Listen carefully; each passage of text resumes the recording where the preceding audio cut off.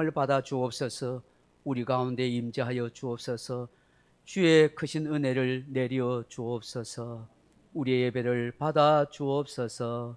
주 예수 그리스도 이름으로 간절히 기원드리옵나이다. 아멘.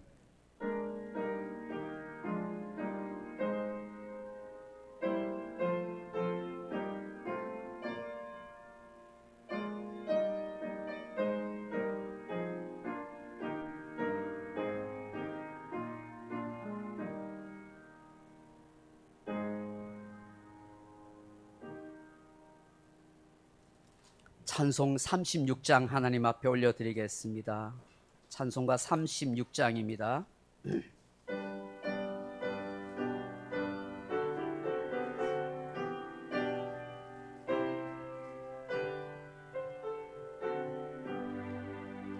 주 예수의 이름 높이어 나 찬양하여라. 금열육관을 그려서 만유의 주찬양. 금열육관을 들여서 만유의 주찬양. 주 예수 당한 고난을 못 잊을 죄인아, 내 귀한 보배 바쳐서 만유의 주찬양. 내 귀한 보배 바쳐서 만유의 주찬양. 이 지구에 거하는 온 세상 사람들, 그 크신 이름 높여서 만유의 주찬양. 그 크신 이름 높여서 만유의 주찬양. 주 믿는 성도 다 함께 주 앞에 엎드려 무궁한 노래 불러서 만유의 주찬양. 무궁한 노래 불러서 만유의 주찬양.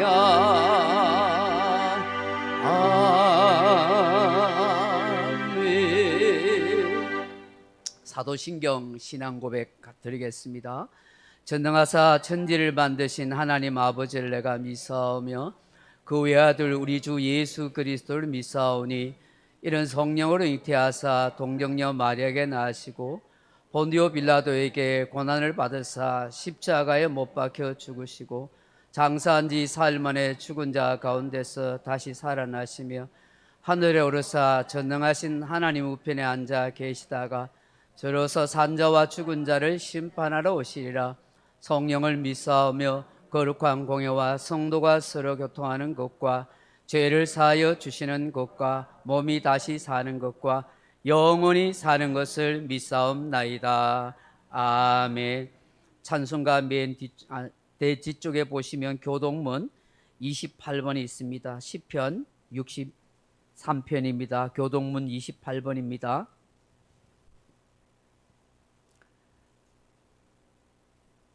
교동문 28번 시편 63편입니다.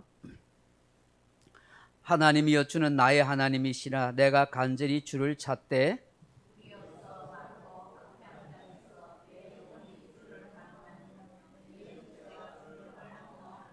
내가 주의 권능과 영광을 보기 위하여 주의 인자하심이 생명보다 나음으로 이름으로 나의 평생의 주를 송축하며 골수와 기름진 것을 먹음과 같이 나의 입이 기쁜 입술로 주를 찬송하되 내가 나의 침상에서 주를 기억하며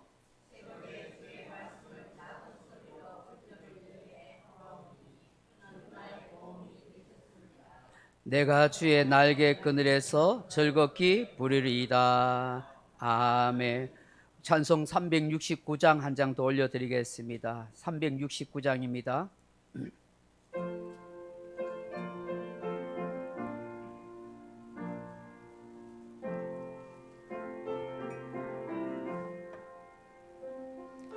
죄짐 맡은 우리 구주 어찌 좋은 친구인지 걱정 근심 무거운지 우리 주께 맡기세 주께 고함 없는 고로 복을 받지 못하니 사람들이 어찌하여 아랠 줄을 모를까 시험 걱정 모든 괴로움 없는 사람 누군가 의질 없이 낙심 말고 기도 드려 아뢰세 이른 진실하신 친구 찾아볼 수 있을까 우리 악함하시오니 어찌 아니아랠까 근심 걱정 무거운지 아니 진짜 누군가 피난처는 우리 예수 주께 기도드리세 세상 친구 멸시하 너를 조롱하여도 예수 품에 안기어서 참된 위로 받겠네 아멘. 다 같이 기도드리겠습니다. 은혜를 베푸셔서 우리와 함께 하시는 하나님 아버지 하나님이 천지의 주제가 되시고 우리의 생명의 하나님 되심을 고백하고 찬양과 경배를 올려드립니다. 하나님의 풍성한 은혜와 사랑 가운데서도 저희들 살아갈 수 있도록 도와주시고 또 이렇게 예배의 자리에 나올 수 있는 복된 은혜 주셔서 진심으로 감사드립니다. 하늘문을 활짝 여시고 우리에게 크신 은혜를 내려주시고 성령 안에서 교통하는 복된 예배 되게 하여 주옵소서. 감사하신 아버지 하나님 늘 부족하고 모자란 저희들을 깨우쳐 주시고 말씀으로 성령으로 인도해 주심을 감사드립니다. 연약하여 순간순간 넘어질 때가 많은 저희들입니다. 지난 한 주간도 돌아볼 때에 품지 말아야 할 생각을 품었고 하지 말아야 할 말을 했고 가지 말아야 행동했던 우리의 허물과 죄를 용서하여 주옵소서. 흘리신 십자가의 보혈로 깨끗이 씻어주시고 우리의 마음으로 새롭게 하는 은혜의 역사가 있게 해주시고 정한 영을 새롭게 창조하여 주옵소서.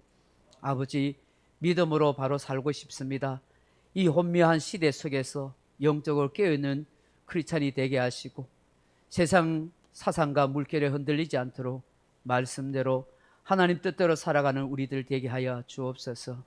작은 것 하나하나도 하나님 쉽게 생각하지 않게 하시고 하나님의 선한 뜻이 어디 있는지를 돌아볼 수 있는 마음이 되게 하여 주옵소서. 이 나라 이 민족의 형편을 살펴주시고 하나님께서 긍휼과 자비를 베풀어 주옵소서. 대통령이야 모든 지도자들이 지혜와 영특함을 얻게 하시고 하나님을 두려워하고 백성을 잘 섬길 수 있는 귀한 마음들을 가지게 도와주옵소서. 복음으로 남북 통일의 역사가 있게 하시고 전쟁의 소문이 온 세계에 퍼져 있지만 평화와 안정의 역사는 하나님이 주신다는 사실을 믿게 하옵소서.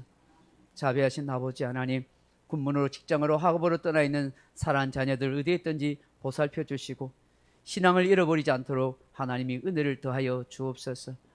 오늘 함께 참석하지 못한 교우들이 있습니다. 병정에 신음하는 교우들이 많습니다. 하나님 고쳐주시고 치유하시고 회복시켜 주옵소서. 시험정에 방한 교우도 있습니다. 하나님 그들 마음을 돌이켜주시고 하나님의 은혜로 새롭게 회복시켜 주옵소서. 오늘 특별히 하나님 귀한 목사님 모시고 또 말씀을 듣기를 원합니다. 성령께서 함께 하시고 우리 목사님 입술을 통해서 전해주는 하나님의 말씀이 우리의 심령에 잘 각인되어서 그 말씀대로 살아들 수 있는 우리 모두가 되게 하여 주옵소서. 목사님의 신원을 강건케 하시고 우리 모두에게 한량없는 은혜를 내려 주옵소서. 주 예수님 이름으로 기도드리옵나이다. 아멘.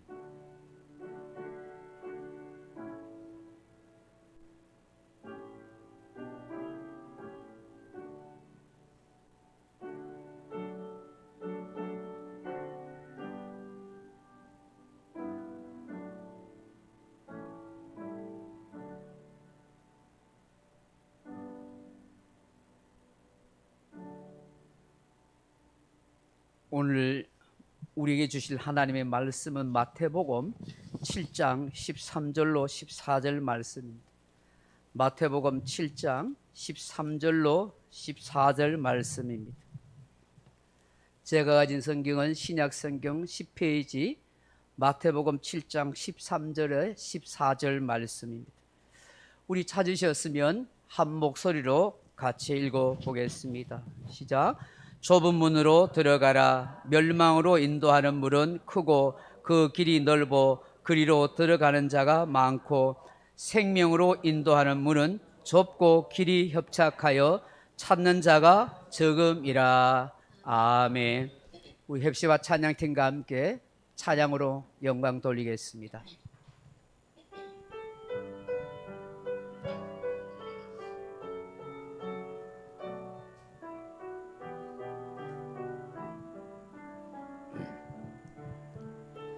여호와는 내게 복을 주시고 너를 지키시기를 원하며 여호와는 그 얼굴로 내게 비치사 은혜 베푸시기를 원하네. 여호와는 내게 복을 주시고 너를 지키시기를 원하며 여호와는 그 얼굴로 내게 비추사 은혜 베푸시기를 원하네. 여호와는 내게 복을 주시고 너를 지키시기를 원하며 여호와는 그 얼굴을 내게로 드사 평강 주시기를 원하노라. 여호와는 내게 복을 주시고 너를 지키시기를 원하며 여호와는 그 얼굴로 내게 비추사 은혜 베푸시기를 원하네.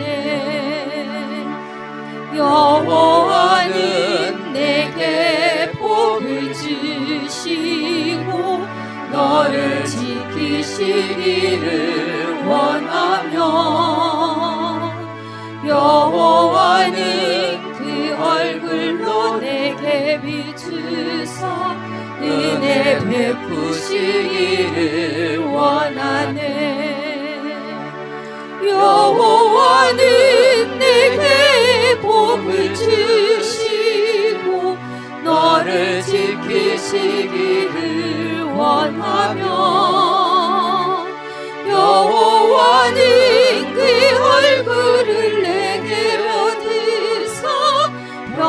영광 주시기를 원하노라.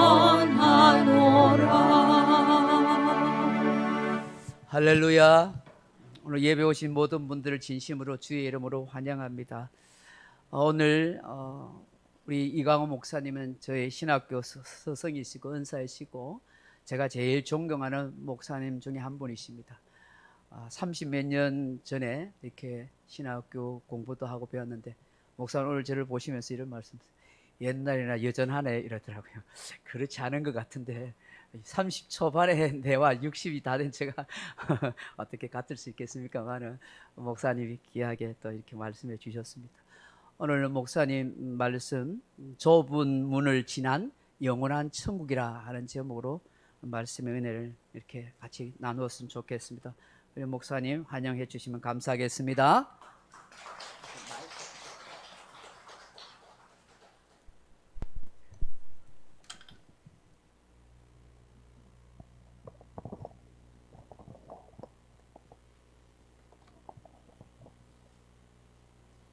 잠시 기도하겠습니다. 하나님 아버지, 은혜를 감사합니다. 죄 가운데 빠져 하나님의 은혜도 모르고 하나님께서 우리를 항상 지켜보호하심을 깨닫지도 못하고 늘 우리 마음대로 우리 생각대로 살아가던 저희를 긍휼히 여기시고 하나님의 말씀 가운데 불러주시니 감사합니다. 오늘 귀한 자리에 하나님께서 사랑하는 성도들과 함께 말씀을 나누게 되어 감사합니다. 우리가 주의 말씀을 귀담아 듣고 잘 생각할 수 있도록 은혜 베풀어 주시기를 원합니다. 예수님 이름으로 기도합니다. 아멘. 여러분들을 만나기로 해서 감사하고요. 여러분 생각에 한국 교회에, 우리가 다 한국 사람이지 않습니까? 한국 교회의 소망이 어디 있다고 생각합니까? 한국 교회의 소망이 어디 있을까요? 제가 왜 이 말씀을 드리냐 하면은 한국 교회의 소망은 여러분들에게 있습니다. 특히 젊은 사람들 말고요. 상대적으로 제가 나이를 말하는 것이 아니고 연세 많으신 어른들에게 한국 교회의 소망이 있습니다. 무슨 말인지 알아들으시겠어요? 지금 젊은 사람들은 교회 밖에도 가치가 붕괴되고 질서가 무너지고 전부 제멋대로 살아가지 않습니까? 이기적이고 마음대로 말하고 마음대로 행동하고. 그런데 그런 일들이 우리 시대 교회 가운데도 발생합니다. 하나님의 말씀을 따르기보다가 자기 경험 가지고 자기 이성 가지고 전부 자기가 잘났다고 생각하잖아요. 저는 아까 여러분들이 하나님을 찬송하는 그 찬양 소리에도 또 여러분들의 눈빛을 통해서도 여기 소망이 있구나. 진심입니다. 여러분들이 하나님을 진정으로 경외하고 하나님을 섬기고자 하는 마음이 있고 여러분들의 소망이 다음 세대에 전달되어야 되는데 지금 다음 세대에 우리가 알고 있는 젊은 세대가 여러분들의 신앙을 받아들이지 않으려고 해요. 자기들 신앙을 자꾸 만들어내는데 저는 여러분들 보니까 특히 연세 많으신 분들 여러분들의 순수한 신앙이 다음 세대에 젊은 세대에 잘 전수되고 전달됐으면 좋겠다 싶은 생각이 간절하게 들어요. 우리가 하나님을 믿지 않습니까? 하나님이 어디 계시지요? 어디 계십니까? 여러분들은 아실 것 같아요. 젊은 사람들에게 하나님이 어디 계십니까? 라고 물으면은 너무 복잡해져요. 하나님이 내 마음에 있지 않습니까? 하나님이 무소부재하니 여기저기 우주 만물이 있지 않습니까? 맞는 말인데, 부분적으로 맞는 말인데, 하나님이 하늘에 계신다는 사실을 자꾸 무시하거나 잊어버려요. 조금 전에 목사님이 기도하면서 하늘 문을 활짝 열고 우리가 하나님을 섬기고 하나님의 음성을 들어야 되는데, 하늘 문을 활짝 열어야 할 하늘 문을 내 생각이 중간에 가리거나 그렇게 하게 되면은 말은 하나님 얘기하는데 사실은 자꾸 땅을 얘기하게 되는 겁니다. 우리가 하나님이 어디 계시냐라고 했을 때 사실은 매주일 우리가 하나님이 하늘에 계신다는 사실을 고백하죠. 오늘 또 우리가 함께 신앙 고백을 하면서 우리 하나님이 십자가에 달리신 예수님이 부활하시고 승천하셨어. 예수님이 쭉 올라가시면은 사람들은 눈에 보이지 않는데 어디 가셨냐 하면은 원래 계시던 천상의 나라 하늘 나라에 가 계셔서 지금 또 하늘에 계십니다. 그래서 그 예수님이 나중 심판의 때가 되면은 이 세상에 다시 오셔서 모든 것을 해결하고 완성하고 자기 백성들을 구원의 반열에 세우고 아닌 사람들은 심판한다고 성경이 말하지 않습니까? 예수님께서 제자들에게 기도를 가르치실 때 가장 먼저 하늘에 계신 우리 아버지, 하늘에 계신 우리 아버지, 그 하늘 나라, 천상의 나라와 우리와 바로 연결이 되는 거죠.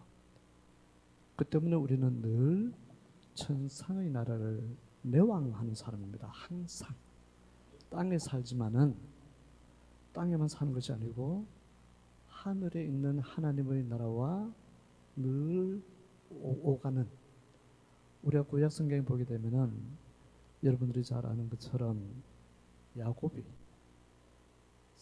천사가 사닥다리를 타고 오르락내리락 하는 걸 보잖아요. 그냥 왔다 갔다 하는 걸 그걸 말하려고 하는 것이 아니고 천상에 있는 그 아름다운 고귀한 나라와 이 세상 가운데서 늘 왔다 갔다 하는데 실제로 우리가 늘 그렇게 합니다. 우리가 늘 기도하잖아요. 우리가 날마다 하는 식사 기도가 얼마나 감사한지 몰라요. 배부르니까 감사하던 것이 아니고 배부르지 않아도 음식이 부족하고 적어도 우리는 기도하잖아요. 적어도 우리가 하루에 3번 기도하고 또 밤에 잠잘 때 간단하게나마 하루를 돌아보면서 기도하고 또 아침에 눈 떴으니까 기도하고, 이게 뭐냐면은 예수 그리스도의 이름으로 늘 하늘을 오가는 내왕하는 중에 있습니다. 그런데 조금 전에 말씀드린 것처럼 하나님이 여기도 있고 저기 있다라고 하는 것은 하나님의 몸, 하나님의 존재가 여기저기 있다는 말이 아니고 천상에 계시는 하나님이 모든 것을 훤히 들여다보신다는 말이잖아요. 그래서 그 하나님은 지구상에 있는 어디든지 우주에 어디든지 하나님께서는 늘 지켜보고 자기 백성들을 인도하고 그렇게 하신다는 말씀이죠. 하나님이 내 마음에 계신다고 하는 것도 내 마음속에 하나님이 있다. 여러분들이 가족 중에 사랑하는 아들이 손자가 군에 가 있으면은 늘 너는 내 마음 안에 있다, 마음속에 있다 하는 것처럼 하나님의 늘 우리 마음속에 계시는 거죠. 그냥 하나님의 몸뚱아리가 내 안에 있다고 하는 것과는 다른 개념입니다. 우리가 그렇잖아요. 기분이 좋을 때 하나님을 경배하고 찬양할 때는 하나님이 내 안에 계신다고 생각하고 찬송도 하고 기도도 하고 즐거운데, 내가 굉장히 힘든 일을 당하거나 우리 젊은 사람들 같으면은 부부 싸움을 대판하게 되면은 내 안에 계신 하나님이 없는 것처럼 생각이 되잖아요.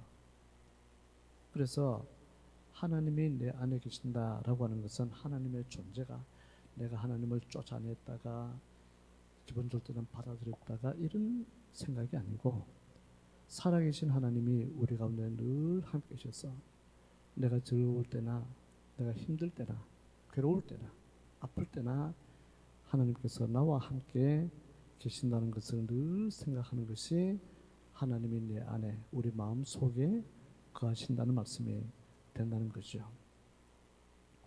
오늘 본문 가운데 마태복음 7장 13절에 예수님께서 제자들에게 말씀하시죠. 좁은 문으로 들어가라. 어떻게 들어갈 겁니까? 좁은 문으로 들어가라. 우리는 수도 없이 들어봤는데 도대체 좁은 문이 우리 있으면 어떻게 들어가야 할까? 나중에 보면은 넓은 길로는 들어가지 마라. 그런데 넓은 길로 가는 사람들은 수없이 많은데 그 길은 멸망의 길이다. 제가 오늘 여러분과 함께 나누고 싶은 말씀의 내용은 좁은 길로 가라고 하는 것이 어떤 윤리적 개념으로 좁은 길도 있고 넓은 길도 있는데 좁은 길로 가야 되겠다.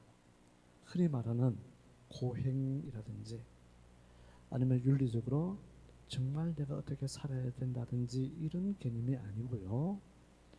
제가 여러분들에게 조금 어렵지만은 조심스럽게 말씀드리면은 좁은 문이라고 하는 이 개념은 예수 그리스도가 좁은 문입니다. 그 문이 왜 있습니까? 문이라고 하는 것은, 문은 경계잖아요. 경계. 우리가 예배당 안에 들어오게 되면은 문을 통과해서 들어오게 되고, 여러분들은 이 교회 성도이기 때문에 언제든지 들어올 수 있고요.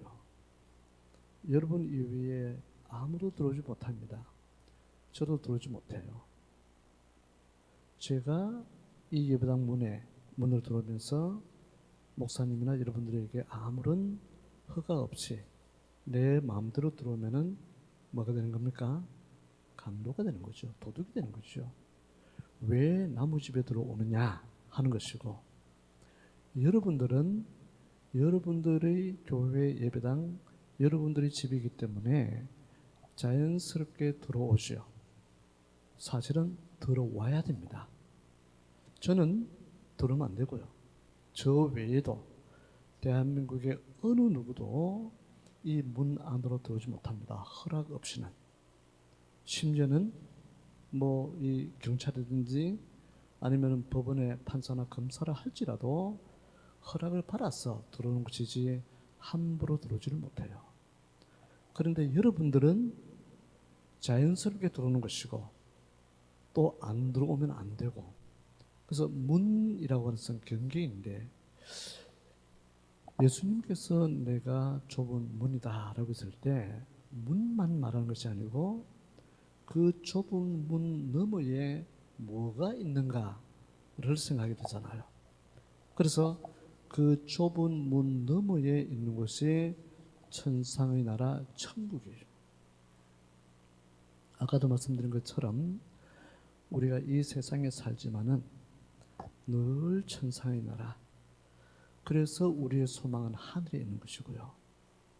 하나님께서 우리를 어떻게 인도하시는지, 하나님께서 우리에게 무슨 복을 공급하시는지 그 의미가 달려있다는 말이죠.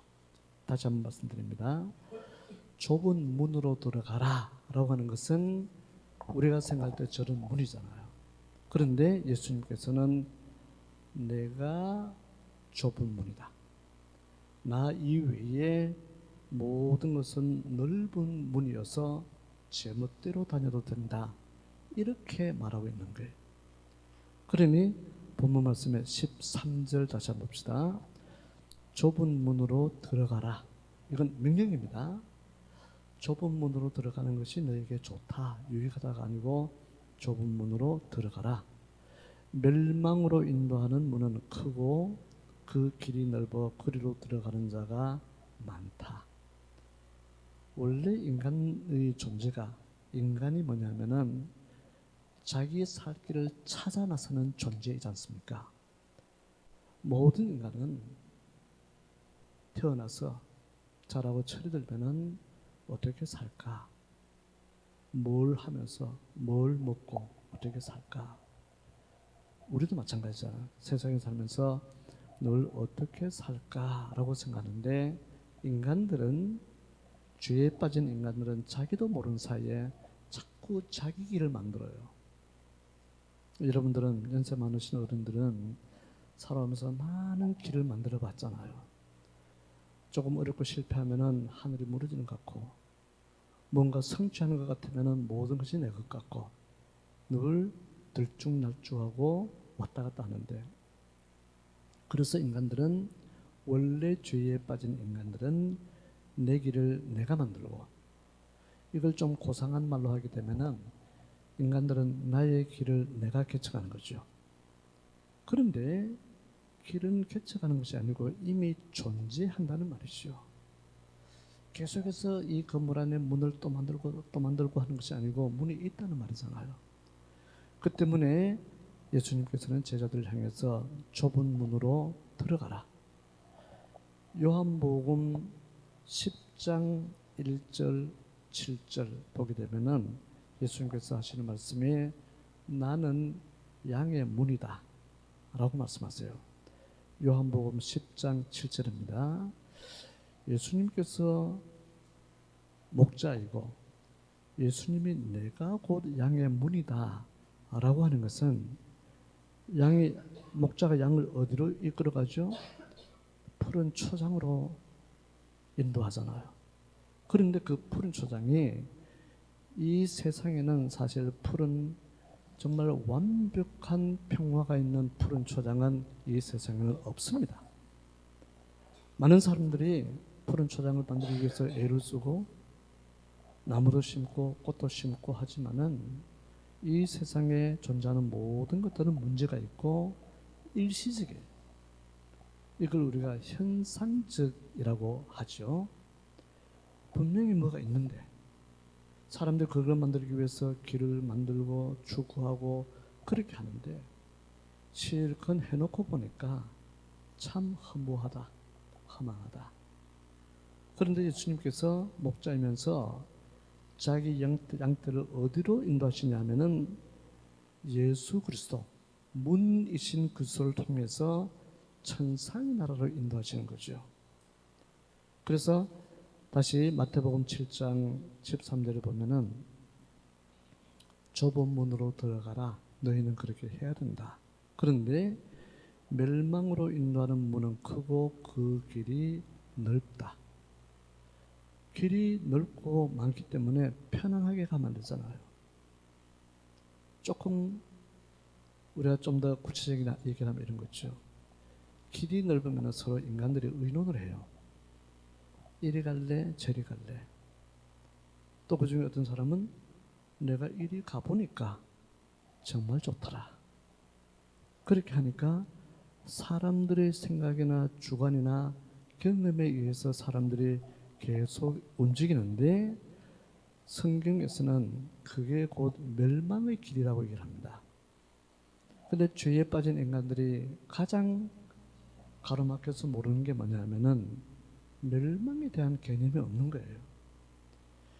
지금 좋으면은 멸망이라 생각하지 않고 성공이라 생각하고 지금 아니면은 또 마음 상하게 되고 그런데 멸망으로 인도하는 길은 크고 넓고 문도 크고 넓고 사람들이 막 다니는데 활기차 보이잖아요.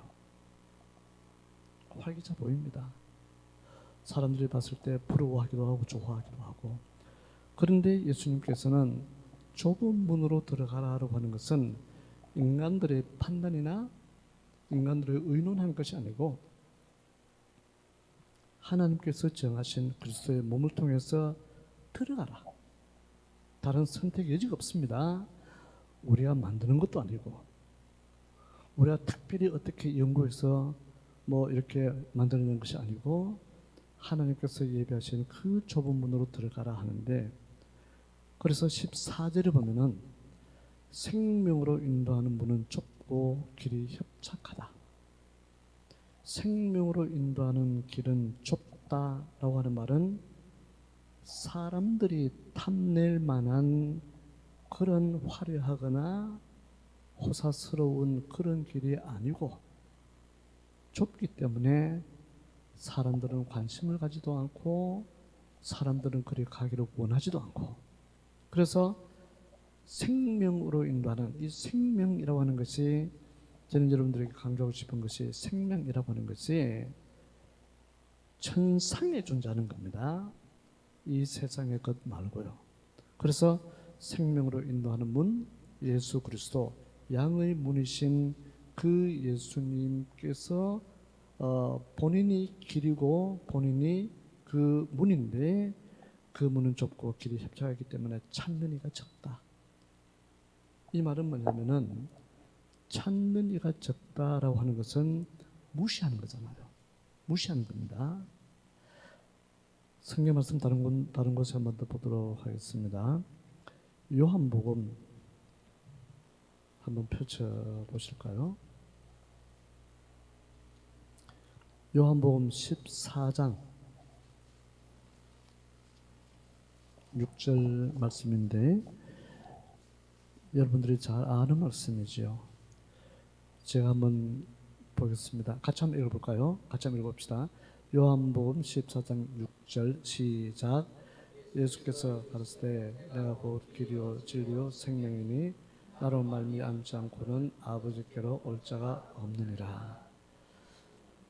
자, 예수님께서 하시는 말씀인데, 여기서도 내가 곧 길이다, 내가 곧 진리다, 내가 곧 생명이다. 이 말씀은 굉장히 중요한 말씀이죠. 우리 성경에는, 우리 한글 성경에는 그냥 길, 진리, 생명하니까 예수님이 길이시겠구나, 예수님이 생명이겠구나, 예수님이 진리겠구나, 이렇게 생각할 수 있잖아요. 그런데 이 말 가운데는 우리 한글 성경 말고 많은 지금 지구상에 존재하는 뭐 영어든지 독일어든지 뭐 헬라는 말할 필요 없고요.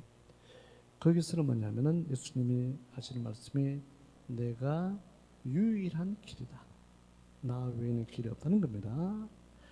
내가 진리다라고 하는 것은 나 외에는 진리가 없고 나만 진리다.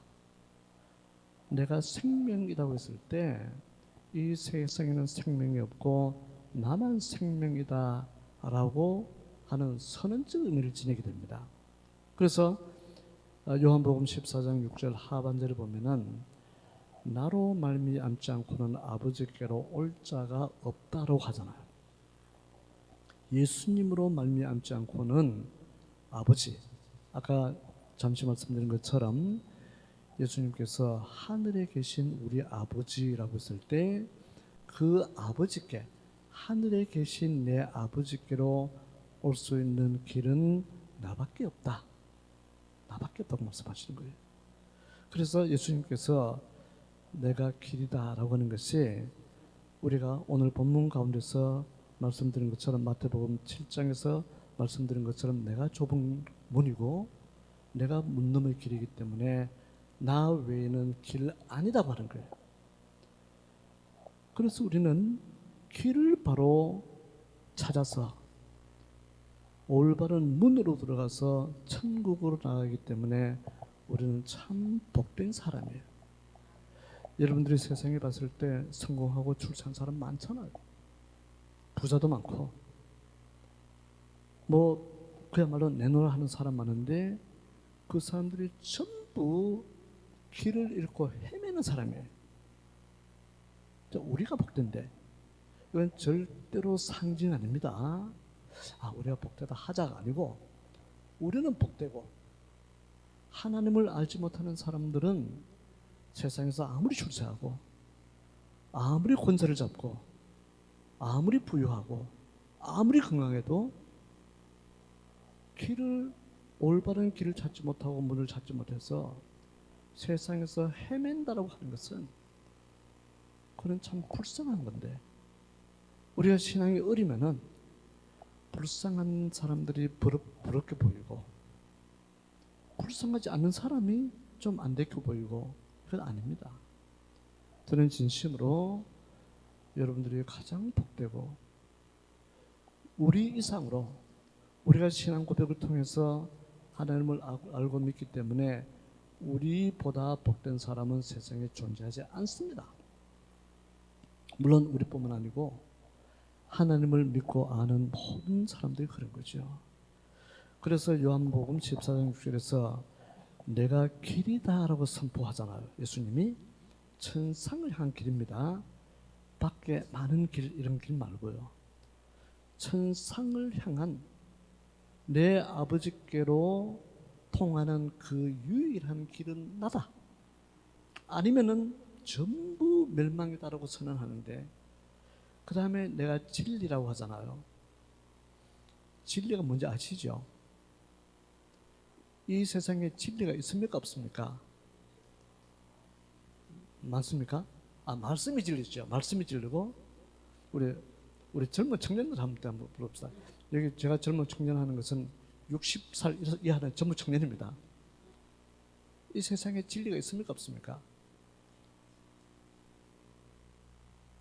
이 세상에 진리가 없습니다. 사람들이 원래 진리라고 하는 것은 기본 개념이 절대 불변하는 진리예요. 변하거나 변질하거나 가변적이면 진리라고 말하잖아요. 그런데 인간들은, 죄 때문에 답답한 인간들은 스스로 자꾸 진리를 만들어냅니다. 진리적 개념을 만들어내는 거죠. 그러니 사람들이 생각하는 진리는 시대마다 다 틀려요. 지역마다 다 틀려요. 흔히 우리가 알고 있는 옛날에 고대에 유명한 철학자들이 많이 있잖아요. 2000년 전, 2500년 전에 예수님 당시에도 철학자들이 많았고 지금도 많습니다. 그 시대 때마다 이게 진리다라고 하는데, 지금 돌이켜보니까 그게 뭐 진리냐 이렇게 되잖아요. 예를 들어서 우리나라 같으면은 조선시대나 고려시대나 신라시대에 많은 사람들이 이게 진리다라고 해서, 진리니까 사람들은 절대 가치를 부여하는 거예요. 진리라고 생각하기 때문에. 그런데 삼국시대, 신라시대, 고려시대 때 살던 사람들이 이게 진리다라고 하는데, 지금 우리가 보면은 그게 뭐 진리입니까? 진리 아니란 말이죠. 지역적으로도 마찬가지죠. 우리가 같이 21세기에 살고 있지만 우리는 같은 말을 하는 한국 사람이잖아요. 저 아프리카 어느 산골이든지 인도나 남미에 있는 어느 아주 꼴짝에 사는 사람이든지, 혹은 미국이나 영국 같은 데서 부유하게 사는 사람들이나 진리가 뭐냐라고 물으면은 전부 딴소리 하는 거예요. 내가 생각할 때 이게 진리다. 내가 생각할 때 이게 진리다라고 하는 말은, 다른 말로 하게 되면은 그게 알고 보니 진리 아니라는 말이죠. 진리 아닌 것을 사람들이 진리다라고 해서 시대마다 지역마다 자꾸 어떤 가치를 제공하고 또 가치를 부여하는 거예요. 그런데 예수님께서 요한복음 14장 말씀에서 내가 진리다, 나 이외에는 진리가 없다. 중요한 개념이죠. 세상에 진리 없습니다. 그 시대마다 우리가 살아가면서 거기에 어떻게 말씀으로 해석하면서 적용하는가라고 하는 것은 우리가 해야 할 일이지만은 절대적 진리는 없습니다. 전부 시대적, 지역적 개념을 가지고 있는 거죠. 그리고 예수님께서 내가 생명이다라고 하잖아요. 이 세상에 생명이 있습니까 없습니까? 이 세상에 생명이 있습니까 없습니까? 제가 말하는 이 그 뉘앙스를 보면은 생명이 없다라고 할 것 같잖아요, 그죠? 사실은 제가 말하는 게 아니고 이 세상에 생명이 없습니다. 성경 말씀에서는 이 세상이 사망에 가두어져 있다. 이 세상은 죽음의 영역이다 얘기하잖아요. 우리가 지금 살아있잖아요. 살아있죠. 이걸 우리가 현상적 생명이라고 얘기를 해요. 살아있는데 우리가 다 죽을 거잖아요. 어떤 사람은 나는 50년 후에 죽을 거니까 안심하고, 어떤 사람은 내가 곧 죽을지 모르니까 불안하고, 이런 개념 아닙니다. 이 세상에는 생명이 없어요. 우리가 살아는 같지만은 우리가 이미 다 아는 답입니다. 1000년 전에 2000년 전에 살았던 사람들이 다 죽었잖아요. 사람들의 삶에, 사람들의 몸에 생명이라고 하는 어떤 현상적 개념 속에 사망이라고 하는 그 아주 굵은 보이지 않는 구덩이로 칭칭칭 감아놨으니까 우리는 죽은 목숨이에요. 사람이 왜 죽습니까? 나이 많아 죽는 겁니까? 아닙니다. 그렇게 말씀하시게 되면은 태중에 있는 아기나 갓 태어난 아기는 왜 죽습니까? 나이 많아서 죽는다 하는 것은 원리적으로 다시 점검해야 될 내용이고요. 사람이 죽는다라고 하는 것은 나를 칭칭칭 감고 있는 사망의 세계 속에서 사망이 극도로 활성화되면은 우리는 그냥 죽게 되는 거예요. 그러면은 사람 우리는 생명이라 생각했는데 생명 아니네. 여러분들이 밖에 보면은 식물들이 많잖아요. 저기 식물 있지 않습니까? 살았습니까? 죽었습니까? 우선 살아있잖아요. 현상적으로 살아있는 거예요. 살아있으니까 물을 주면은 좀 더 자라게 되고, 나무가 푸른 잎을 띠게 되고, 또 어떤 경우에는 저렇게 꽃도 맺게 되고, 열매도 맺게 되고, 살았는데, 그런데 뿌리를 뽑아서 한 이틀만 하늘을 보게, 태양빛을 보게 놔두게 되면은 어떻게 됩니까? 죽잖아요. 밖에 있는 짐승이든지 아니면 바다에 사는 어떤 물고기든지, 이 세상의 모든 것은 죽음에 갇혀 있기 때문에 사실은 죽은 생명이에요. 그런데 사람들은 그 현상적 생명을 보고 살았다 해서 그렇게 이성적인 해석을 하는 겁니다. 그런데 세상에는 생명이 없습니다. 자, 무슨 말이냐면은 죽여봐서 죽으면 생명이 없는 거예요. 예수님께서 내가 생명이다라고 하는 것은 너희가 아무리 나를 죽여봐라, 죽여도 절대로 안 죽는 게 참 생명이에요. 인간들이 예수님을 죽이기 위해서 얼마나 아둥바둥했습니까? 그래서 죽였잖아요. 로마 제국이, 세상이, 또 유대인들이, 사내들인 공회가, 많은 사람들이 예수님을 죽이기 위해서 온갖 계략을 다 쓰고 그렇게 죽였습니다. 여기서 우리가 중요한 생각을 할 필요가 있습니다. 여러분 생각에 이 땅에서 신앙이 예수님을 중심으로 가장 신앙이 있었던 사람, 좋았던 사람이 누굴까요? 누구죠? 누가 가장 신앙이 좋았을까요? 우리는 일반적으로 그냥 베드로로 생각할 수 있습니다. 예수님을 따라다니고, 예수님을 위하고, 예수님이 어려움을 당하면 방어하고, 참 충성스럽고, 예수님께서 하나님의 몸된 교회를 세울 때 베드로가 예수님을 향해서 주님은 살아계신 하나님의 아들입니다 라고 하는 고백 위에 내가 너 위에 나의 교회를 세운다라고 말씀하시고 세웠지 않습니까? 베드로의 고백 위에 예수님이 하시는 말씀이 나의 교회를 세우는 겁니다. 여러분들의 교회가, 이 소중한 교회가 하나님의 소유인데 거기서 우리가 하나님의 은혜를 누리고 있는 겁니다. 이 건물 말고요. 우리 하나님의 백성이 무엇인가라고 했을 때, 그런데 우리 다 부족하잖아요.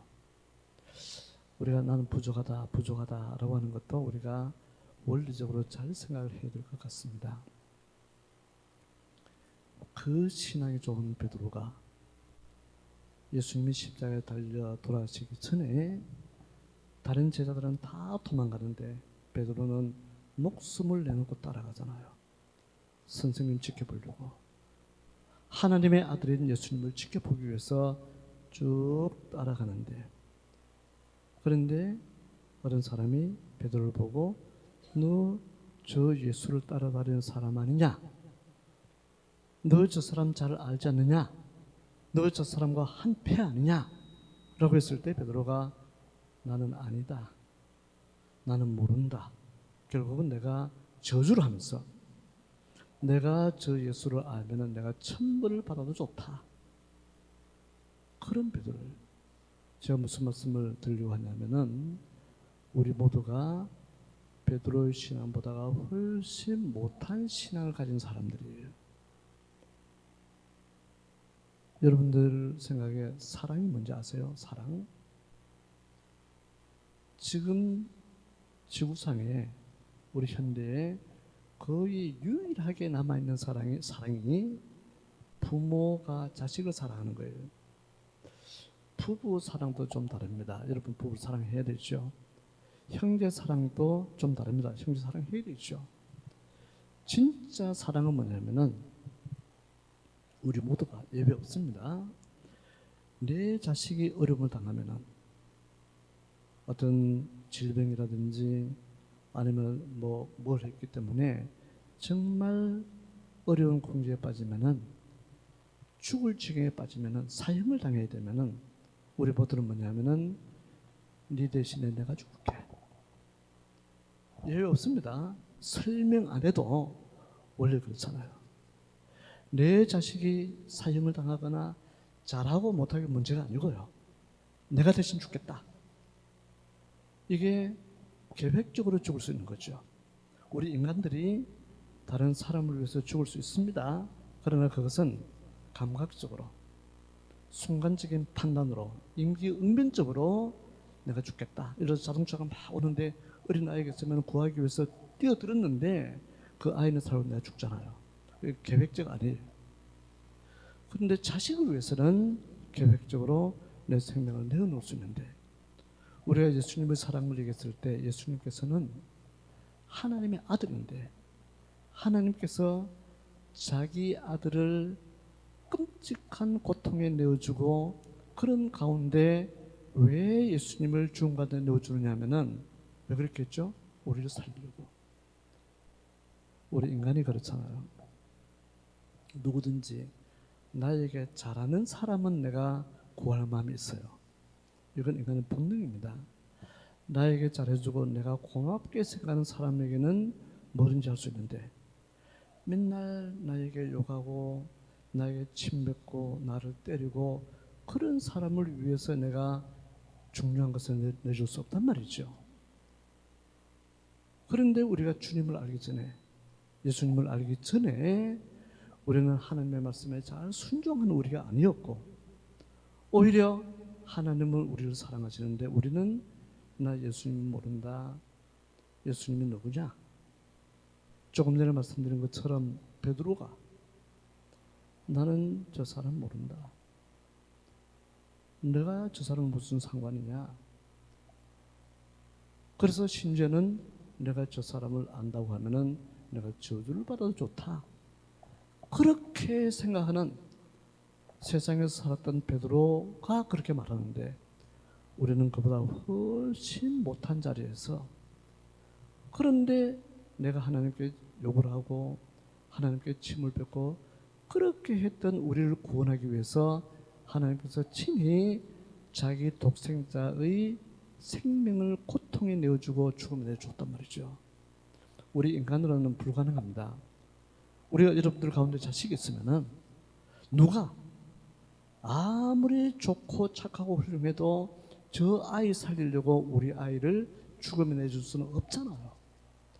저 아이 살리기 위해서 우리 아이를 고통에 빠뜨리고 이렇게 못하고, 더군다나 나를 보면은 맨날 욕하고 침 뱉고 때리고 험담하고 하는데, 그 사람 살리려고 우리 아들을 죽음에 내준다고 하는 것은 이건 불가능한 일이에요. 그래서 하나님의 사랑을 얘기하는 겁니다. 우리 인간들 절대로 못하는 거예요. 그런데 하나님께서는 우리가 그렇게 할 때, 이게 성경 말씀에서 말하는 우리가 아직 죄인 되었을 때라고 하는 말이, 우리가 아직 죄인일 때 하나님께서는 우리를 구원하기 위해서 독생자 예수를 고통의 죽음에 내주신 거예요. 우리가 늘 주님의 사랑을 얘기했을 때, 하나님의 사랑을 얘기할 때 이 개념을 받을 수 없는 것이죠. 이 그리스도께서, 이 하나님이 지금 또 천상에 계시면서 우리를 늘 주관하고 주장하고, 그래서 우리는 하나님의 은혜에 감사하다고 고백을 하고, 그래서 우리가 이 세상에 살아갈 때 하나님의 은혜를 아는 자라고 하는 것이 얼마나 소중한지 몰라요. 이 세상에 살아가는 사람들은 하나님의 은혜가 모르는 거죠. 여러분들이 이 세상에 살아가잖아요. 하나님의 은총 때문에 살잖아요. 우리 일반 은총이라 하잖아요. 불신자도 그렇습니다. 저는 대구 부근에 살고 있는데, 오늘도 차를 타고 오다 보니까 이제 논에 벼가 노랗게 익는다든지, 또 지금 가을이니까 뭐 과일이나 이렇게 열매를 먹고 우리에게 많은 먹거리를 선사하는데, 불신자들도 이 세상에 사는 것은 하나님의 은총 때문에 사는 겁니다. 여러분들 아침에 식사하고 오셨잖아요. 밥도 드시고 과일도 먹고, 또 점심 때 또 먹을 거고, 저녁 또 먹을 거고, 그 어디서 나온 겁니까? 하나님께서 우리에게 직접 주실 거예요. 우리가 주기도문을 할 때 하나님께서 우리에게 일용할 양식을 주신다라고 하는 것은 그냥 맨날 되풀이하는 말이 아니고 하나님이 우리에게 직접 주신 거예요. 직접입니다. 그런가요? 농부들이 농사를 짓고 수고하는데, 땀 흘리는데 하나님이 직접 주셨다고 하는 것은 하나님께서 하늘에 태양빛을 비추지 않으면은 아무것도 나올 수 없습니다. 하나님께서 하늘에서 비를 내리지 않으면은 아무것도 이룰 수 없는 거죠. 하나님께서 바람을 통해서, 기온을 통해서, 낮과 밤을 통해서 하나님께서 그렇게 하시니까 하나님이 인간을 먹여 살리는데, 우리뿐만 아니고, 그래서 우리가 이것을 일반 은총이라고 말하였습니까? 하나님을 알지 못하는 불신자도 하나님께서 공급하시는 것을 통해서 먹고 사는데, 그런데 하나님을 알지 못하는 사람들은 하나님이 그렇게 하신다는 것을 완전히 모르는데, 사실은 무시하는데, 그 대신에 내가 열심히 일했으니까, 내가 이렇게 해서 좋은 직장 가지고, 내가 건강해서 내가 취직해서 먹으려고 한단 말이죠. 이게 죄입니다. 하나님이 공급하신 것을 하나님을 알지 못하는 사람들은 아예 깡그리 무시하는 거고요. 하나님을 아는 우리는 세상에 살기 때문에 나도 모르는 사이에 세상의 가치 속에서 그냥 얼렁뚱땅 그렇게 생각을 우리가 했단 말이죠. 우리가 살아있는 것, 우리가 먹는 것, 우리가 호흡하는 것, 모든 것이 하나님 때문이라는 겁니다. 그러면은 하나님의 말씀이, 진리가 우리에게 이 사실을 가르치고 있는데, 우리는 세상에 살아가면서 여러 형편이 다양할 수 있지만은, 그런 가운데 오늘 본문 말씀에서 말한 것처럼 좁은 문으로 들어가라. 하나님을 알지 못하는 세상 사람들의 가치에 휘둘려서 그것도 일리가 있다, 저것도 일리가 있다 해서 문을 여기저기 선택하거나, 문을 여기저기 선택한다고 하는 것은 그 문 너머에 넓은 길이 있으니까 어쩌면 재밌을지도 몰라요. 재미있겠죠.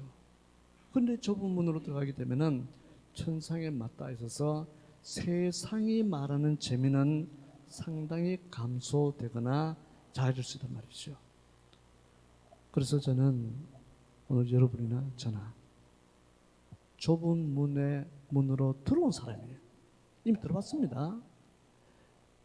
양의 문에 들어왔고, 예수님께서 내가 길이요 진리요 생명이라 했을 때 길이신 예수님을 통해서 이 지구상에는 존재하지 않는 참된 진리와 참된 생명은 천상의 나라의 하늘에 있는데 우리가 지금 거기에 들락거리고 거기 속했단 말이죠. 그러니 우리의 복이라고 하는 것은 그 의미에 집약되어 있는 겁니다. 초대 말씀드린 것처럼 저는 여러분들을 뵙게 되니까 참 감사해요. 젊은 분들도 그렇지만 연세 많은 분들이 너무 감사합니다. 여러분들이 신앙을 지켜왔으니까 지켜온 신앙을 다음 세대에 전수하고 전달해야 되는데 다음 세대 아이들이 안 따라오려고 하잖아요. 세상이 재밌으니까 이 길 말고 저 길 가려고 하는데, 이런 가운데서도 저는 여러분들 믿음의 선배들이 믿음을 더 굳건히 해서 우리가 어떻게 할 수 없을지라도 하나님께서 이 길을 인도해 가시는 그 의미를 가지게 되기를 바라고, 사실 여러분들의 교회가 우리 젊은 청년들이나 모두가 참 그 좁은 길을 통해서 하늘나라로 나아가는 그 속에 있을 때 그 일에 최선을 다해야 되는 거죠. 가치를 분명하게 해야 된다는 것이죠. 그래서 우리가 이 세상에서는 어렵고 힘들게 살지라도 주님 바라보고 영원한 생명, 진정한 복음을, 진정한 복락을 누릴 수 있게 되기를 바랍니다. 기도하겠습니다. 하나님 아버지, 은혜를 감사합니다.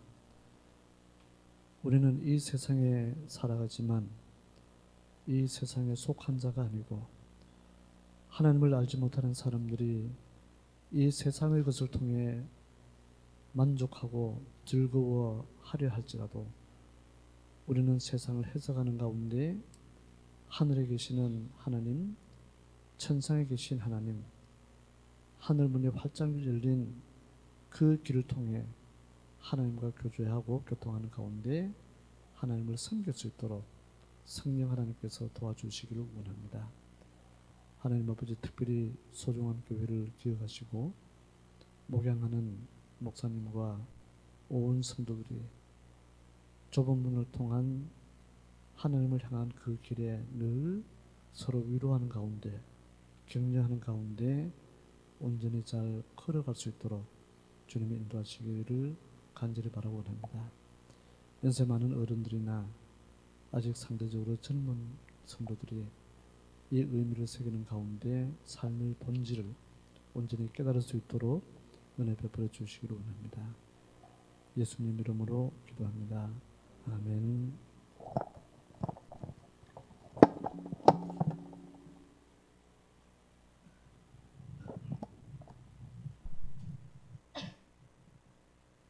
예, 감사합니다. 우리 찬송가 435장 같이 찬송 부르겠습니다. 귀한 말씀 감사합니다. 435장입니다.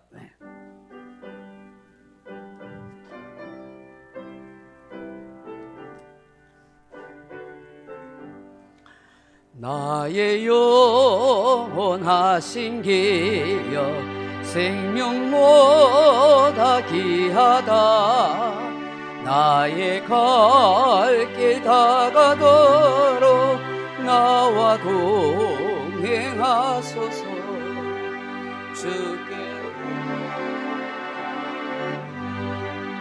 주께로 가오니 나의 갈 길 다가도록 나와 동행하소서. 세상 복이 아니란다. 모든 명예 버리고 험한 길을 가는 동안 나와 동행하소서. 주께로 가까이, 주께로 가까이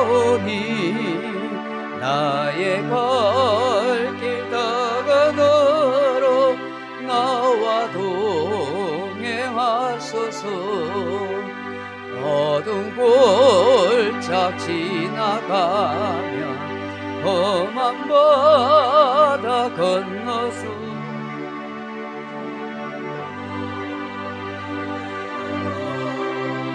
나와 동행하소서. 주께로 가까이 주께로 가오니 나의 갈 길 다가도록 나와 동행하소서.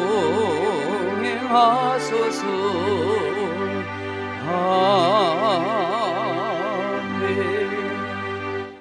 하나님 아버지 감사합니다. 조물부 되신 예수님 통해서 우리가 천상의 길을 걷고 있음을 알게 하시고 천국에 대한 영원한 소망을 결코 잃어버리지 않도록 도와주옵소서. 말씀처럼 이 현상의 세계에 아버지 흔들리지 않게 하시고 날마다 믿음으로 천성을 향하여 주와 함께 동행하는 복된 인생의 삶이 되게 하여 주옵소서. 오늘도 하나님 앞에 예배하고 귀한 예물 드린 손길들이 하나님의 풍성한 은혜가 함께 하시고 하나님의 이 땅에서 때에 따라 돕는 은혜 가운데 살아갈 수 있도록 역사하옵소서. 예수님 이름으로 기도합나이다. 아멘. 우리 옆사람 갑지사 인사하십시다. 하나님은 당신을 사랑하십니다. 네, 할렐루야. 네. 교회 소식 알려드립니다. 오늘 예배 오신 여러분들 진심으로 환영합니다. 오늘 우리 실로원교회 저희 은사 되신 이광 목사님 말씀을 잘 섬겨주셨습니다. 오후에도 우리 특강으로 좋은 말씀 이렇게 가르쳐 주시겠습니다. 1시 30분, 점심, 오늘 좀 늦을 수 있는데 점심 드시고 1시 30분 좀 넘어서 바로 오후에 특강으로 그렇게 말씀 전해 주시겠습니다. 많이 또 참석하시면 좋겠습니다. 성경 일독이사 하신 분 저에게 알려주시기 바랍니다. 전도용 물티슈 있습니다. 전도하는데 사용하시고 우리 수수감사절 오행시 준비하시고 또 복음 찬양대회를 같이 하도록 하겠습니다. 다음 주에는 11월 첫 주 우리 성찬식을 합니다. 기억하시고 준비하시기 바랍니다. 우리 환자들을 위해서 좀 기도해 주시고 또 봉사하는 사람을 위해서 기도해 주시면 감사하겠습니다. 우리 다른 광고 없으면 59장 찬송, 53장 찬송하고 우리 목사님이 나오셔서 특도로 모든 예배를 마치겠습니다.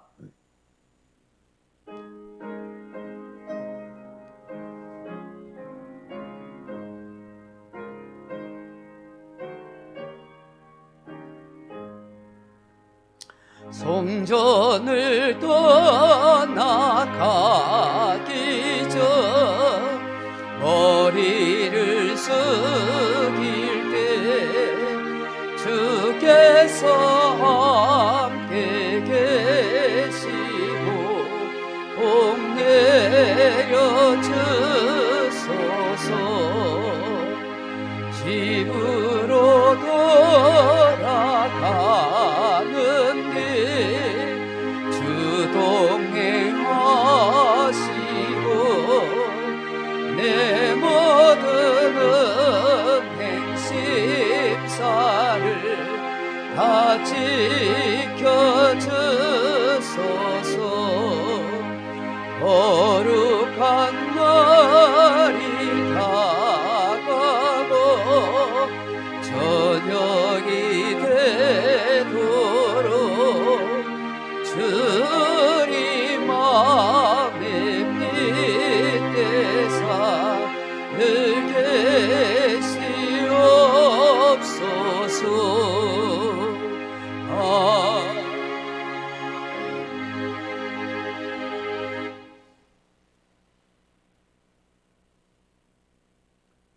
주 예수 그리스도의 은혜와 하나님의 사랑과 성령의 교통하심이 너희 무리와 함께 있을지어다.